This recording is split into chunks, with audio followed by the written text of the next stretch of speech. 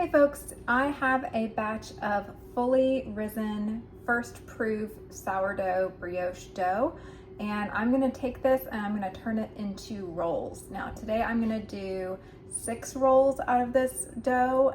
Those are about the size of like hamburger buns, but you could easily do the same thing and divide it into 12. Materials that you're gonna need a cutting board perhaps, or whatever your work surface is. I'm gonna use a little pastry cutter just because that helps me to divide out the dough equally. And you're gonna need, well, I'm gonna use a 9x13 pan that is lined with some parchment paper, not anything else. You don't need to spray it or anything. I just put down my parchment paper, kind of like you would do cinnamon rolls. If you want to do muffin tins that are lined with parchment as well, I would recommend doing parchment paper. I haven't tried it with muffin cups necessarily, but I know that like cutting squares of parchment will work if you want like more uniform rolls. But as I do this, I really like how they kind of spread out some. So that's what we're gonna do today. Let me get some flour my board, and I'll show you what I do. All right, so I have the flour on the board, and I also have the flour around my dough, and I'm just gonna use that flour to help me scrape it out. Now this dough has been proving its first proof, and then I put it in the fridge for a bit so it's not very sticky, so I probably didn't actually need the extra flour, but with all the work that we're gonna be doing with it, it doesn't hurt. So have that there. And now since I'm gonna do this into 6 rolls, I'm gonna start just by cutting it in half.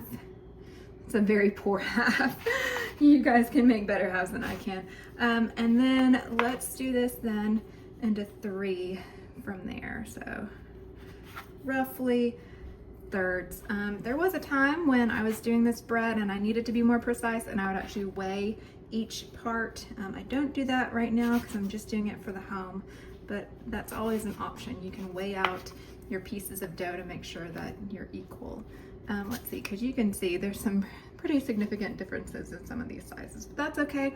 The process is going to be the same. I might redistribute a little bit just because it bothered me a little bit. But again, y'all do you. It's not that big of a deal.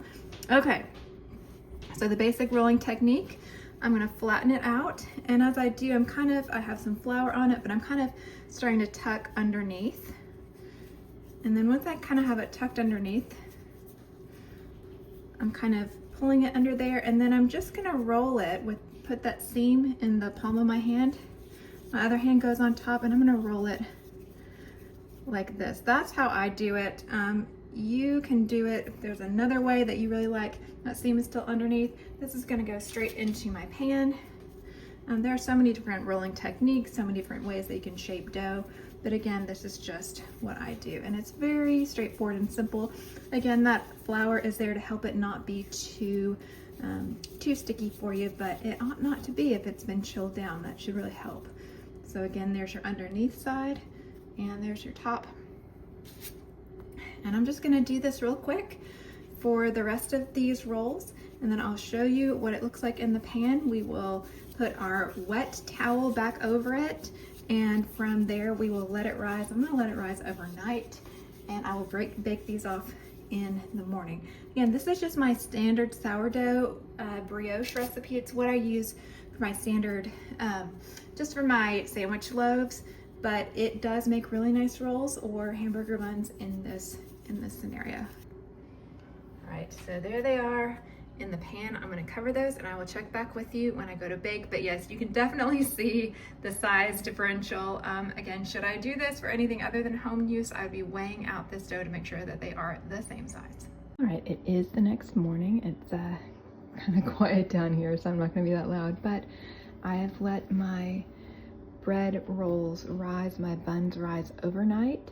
So I rolled them around 7 o'clock in the evening, and now it's 6 o'clock in the morning. I'm gonna put them in the oven. You can see some of the bubbliness from the dough. I'm gonna put them in for 20 minutes at 400 degrees Fahrenheit. I'll do 10 minutes and then rotate, and then 10 more minutes, and I will show you what they look like when they're done. All right, here they are out of the oven, looking nice and golden. You can see some of the bubbles there, but that is okay.